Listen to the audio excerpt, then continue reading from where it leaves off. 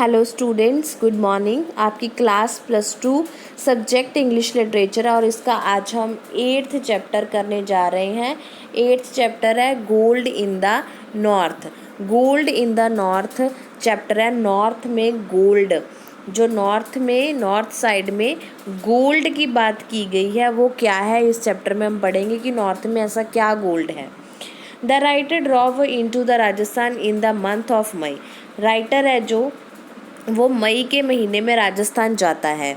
The heat of the summer season was unbearable. Unbearable होता है जो सहन ना हो सके, बर्दाश्त ना हो सके। वहाँ पे गर्मी जो इतनी ज़्यादा थी कि बर्दाश्त नहीं हो रही थी। The beads of river were derived up. और जो रिवर थी, नदियाँ थी, वो क्या थी, सूख चुकी थी, ड्राइव्ड अप हो गई सी। Gusts of hot wind swept the land. और जहाँ पे वो गर्म हवा थी। गस्ट ऑफ हॉट वाइंड मतलब यहाँ पे नहीं हम कहते लू चल रही है, गर्म हवा के बुल्ले आ रहे हैं, उनको बोलते हैं, वो चल रही थी। Peacock moved about a one field. One मतलब जो बंजर ज़मीन थी, वहाँ पे जो पीकॉक थे वो घूम रहे थे। Here and there camels at the few leaves on roadside bushes।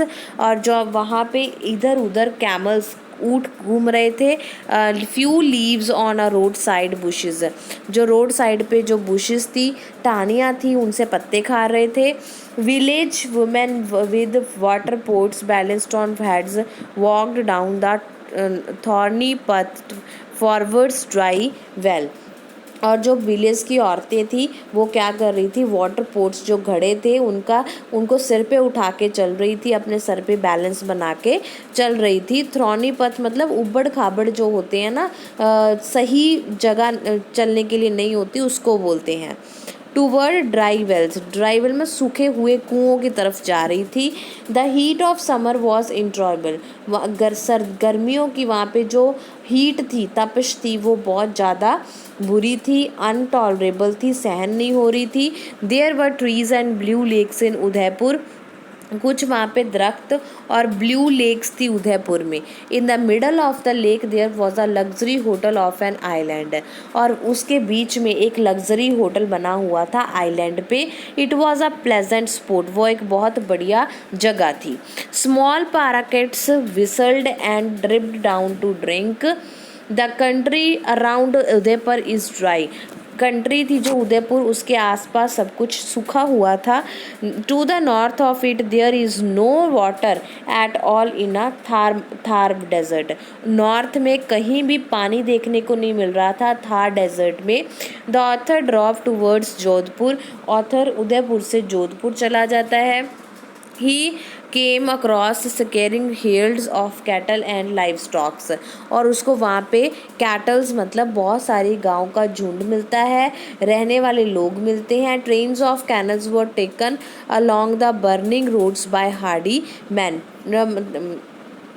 Train of camels मतलब ऊँटों का एक झुंड जा रहा होता है, और उसको एक हार्डी मैन जो होते हैं वो बर्निंग रोड, जो सड़क गर्मी से जल रही होती है, उस पे चल रहे हैं। After these came the carts with a few house hold possessions women and children.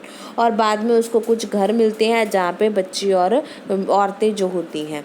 They were going down beyond Udaipur. वो सब उदयपुर जा रहे हैं, लाइक रेफ्यूजी, जैसे कि रेफ्यूजी होते हैं। In search of the pasture for their cattle and water. वहाँ पे वो कैटल और वाटर है उनके लिए घूम रहे हैं। Around the fort of Jodhpur on the hill was spring up a new city. Around the fort of Jodhpur का जो किला था, उसके आसपास जो पहाड़ियाँ थी, वो एक नई सिटी बता रही थी। द डेजर्ट ले बिहाइंड इट। तो उनके दूसरी साइड क्या था, डेजर्ट था, रेगिस्तान था। There were small clumps of scrub here and there hot wind with sand particles below out of it.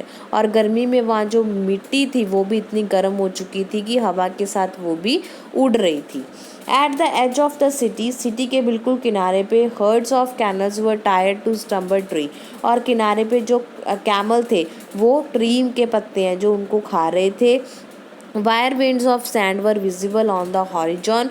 Wire wind मतलब गोल गोल जो हवा नहीं घूमती होती, कई बार आपने देखा होगा कि अंधेरी आती है तो कई जगह पे गोल गोल चक्कर घूमने लग जाते हैं मिट्टी के, तो वो जब वायर विंड जो होती थी सैंड की वो देखने को मिल सकती थी। There were surrounding by the desert for the next 10 days।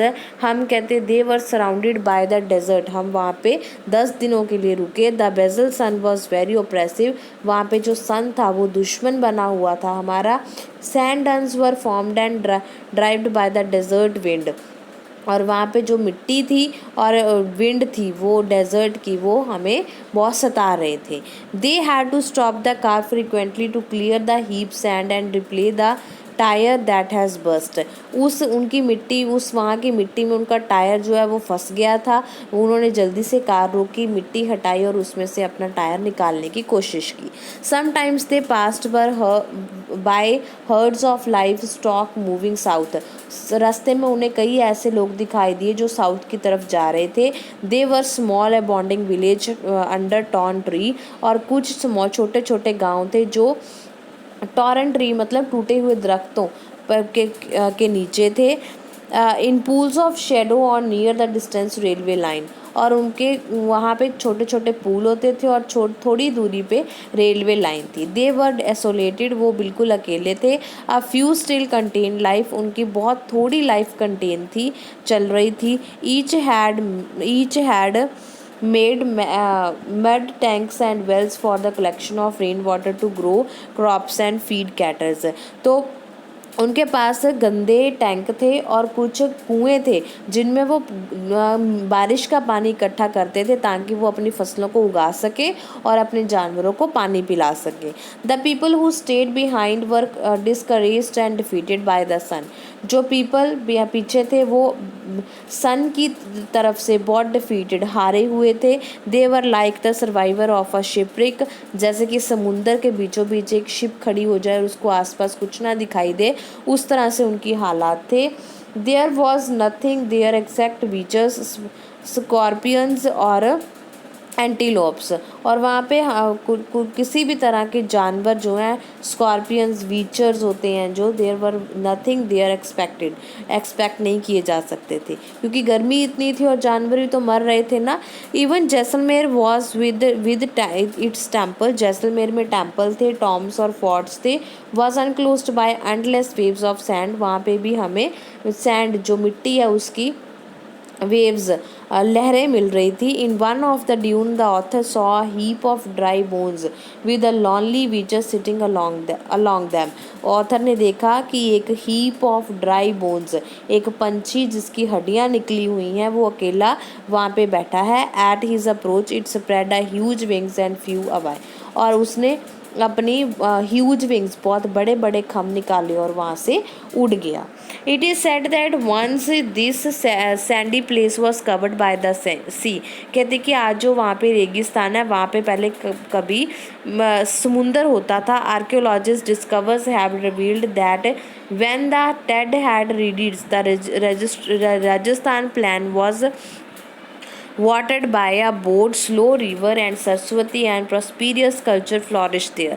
Archaeological कौन होते हैं? जो पास्ट की स्टडी करते हैं।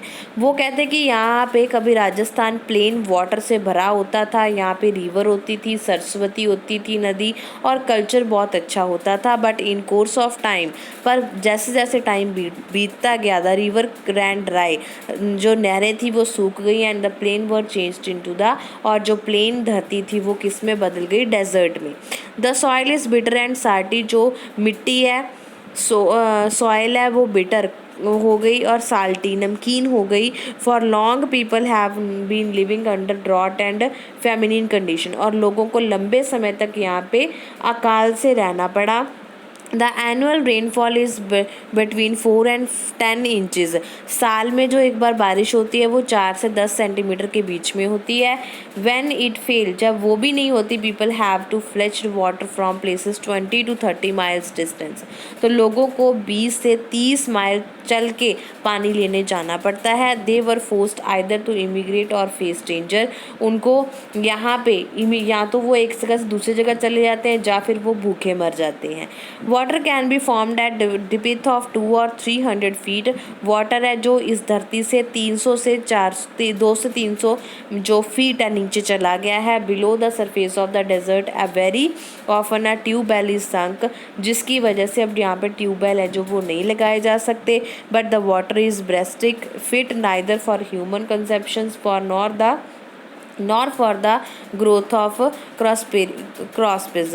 यहाँ का पानी है जो वो ह्यूमन के लिए भी अच्छा नहीं है और क्रॉप्स मतलब फील्ड जो खेती करने के लिए भी अच्छा नहीं है। Only canals can bring relief, यहाँ पे जो छोटी नदियाँ हैं कैनल हैं उनसे लोगों को थोड़ी राहत मिलती है। But there construction is an immerse and expensive task, पर उन नदियों कैनल्स को बनाना भी यहाँ पे बहुत मुश्किल है और एक्सपेंसिव टास्क है, मतलब बहुत पैसा लग जाता है, आम लोगों की बस की बात नहीं है।